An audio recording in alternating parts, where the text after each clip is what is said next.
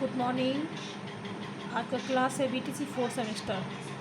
आज हम आपको बताएंगे विद्यालय प्रबंधन का क्षेत्र यानी स्कोप ऑफ स्कूल मैनेजमेंट। विद्यालय प्रबंधन के क्या क्या क्षेत्र हैं, ठीक है। विद्यालय प्रबंधन के कौन कौन से क्षेत्र हैं, स्कोप हैं, तो उसके बारे में आज चर्चा करेंगे। तो बात करते हैं विद्यालय प्रबंधन के क्षेत्र का अर्थ होता है। विद्यालय प्रबंधन के क्षेत्र का अर्थ होता है शिक्षा प्रबंधन का विस्तार तथा कार्य क्षेत्र जहाँ पर शिक्षण अधिगम का संपादन किया जाता है।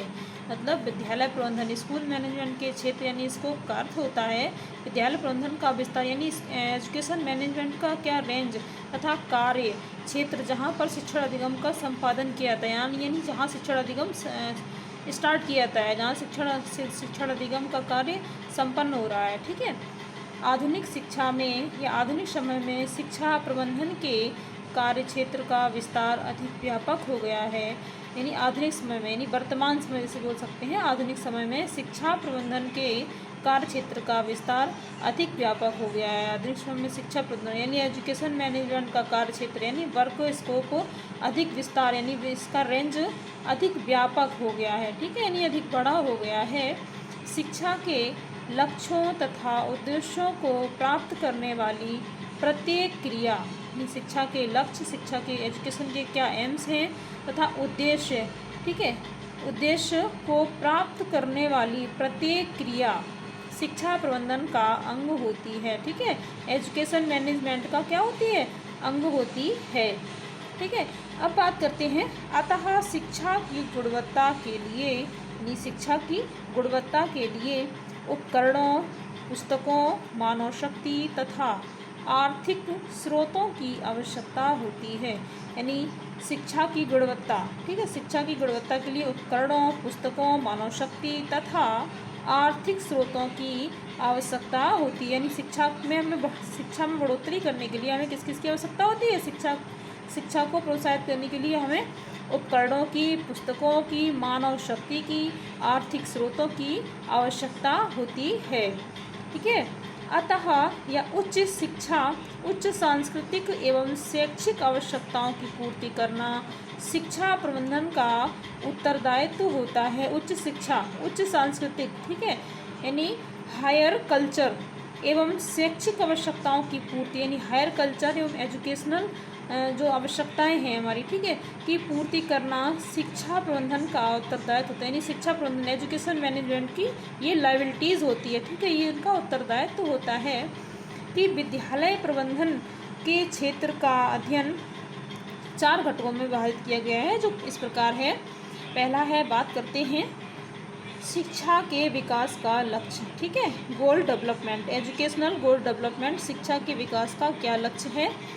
तो शिक्षा प्रबंधन एक सार्थक तथा उद्देश्यपूर्ण क्रिया है। यानी शिक्षा प्रबंधन है जो एजुकेशन मैनेजमेंट है एक सार्थक तथा उद्देश्यपूर्ण प्रक्रिया है, ठीक है।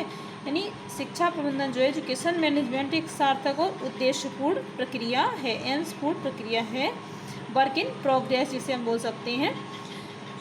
इसीलिए समाज शिक्षा प्रबंधन के लिए मानवीय तथा अन्य स्रोतों की सुविधाएं प्रदान करता है। इसीलिए जो हमारा शिक्षा प्रबंधन है, एजुकेशन मैनेजमेंट है, मानवीय तथा अन्य स्रोतों की सुविधाएं प्रदान करता है, ठीक है। शिक्षा प्रबंधन की प्रणाली में सतत नियोजन यानी जो एजुकेशन मैनेजमेंट की प्रणाली है, जो सिस्टम है, इसमें सतत नियोजन का मतलब होता है निरंतर कार्य यानी निरंतर प्लानिंग चलना, ठीक है, निरंतर प्लानिंग करना तथा आकलन क्रियाओं को सम्मिलित किया जाता है।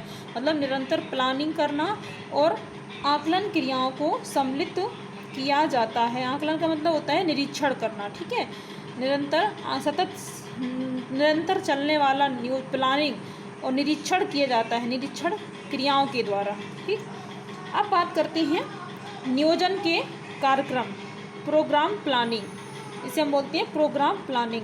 नियोजन का अर्थ होता है कार्यों के संपादन का प्रारूप विकसित करना।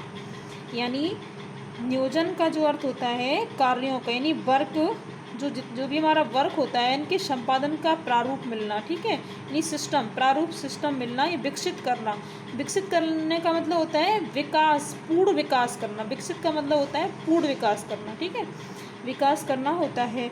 विद्यालय के आरंभ करने से पूर्व संपूर्ण कार्यों की रूपरेखा बनाई जाती है। सीधी सी बात है, जब भी हम कोई विद्यालय का कार्य करते हैं तो उससे पहले हमें, उससे पूर्व संध्या में हमें पूर्ण रूपरेखा बनानी होती है, तभी हमारा कार्य संपन्न हो पाता है, जिसे नियोजन कहते हैं। जिसे हम क्या कहते हैं? प्लानिंग। सीधी सी बात है, जब हम कोई कार्य करते हैं पहले से योजना बनाते हैं किसी कार्य की, तो उसे हम नियोजन कहते हैं और प्लानिंग के तहत आता है ये, ठीक है।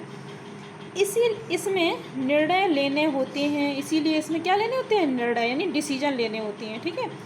निर्णय लेने होते हैं कि विद्यालय में कौन कौन से पाठ्यक्रमों को आरंभ किया जाएगा, ठीक है। इसीलिए इसमें पहले से डिसीजन लेने होते हैं कि अपने विद्यालय में यानी स्कूल मैनेजमेंट में कौन कौन से पाठ्यक्रमों का जो है कौन कौन से पाठ्यक्रम का डिसीजन लिया जाए, ठीक है, कौन कौन से पाठ्यक्रम का निर्णय लिया जाए। तो आज की क्लास हमारी यहीं समाप्त होती है। नेक्स्ट टॉपिक को लेते हुए नेक्स्ट डे चर्चा करते हैं। Thank you.